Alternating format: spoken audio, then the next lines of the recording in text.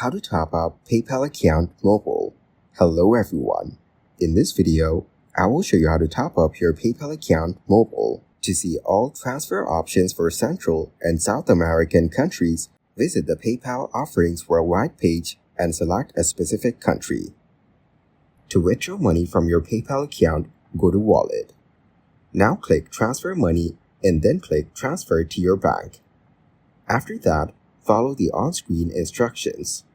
To withdraw money on the app, tap your PayPal balance. Next, tap Transfer Money and then tap Transfer to Bank and follow the instructions. If you selected Instant Transfer, you should see the money in your bank account in minutes, but this time frame may vary depending on the bank. If you don't see the money in your bank account after 30 minutes, contact your bank for more information. Their team members can change the status of your transfer. The standard transfer to your bank is completed in 1 business day, but depending on your bank's clearing process, it may take 3 to 5 business days. Keep in mind that holidays aren't business days. Standard transfers to your eligible debit card takes approximately 48 hours. Thank you guys for watching this video. Hope you got some value.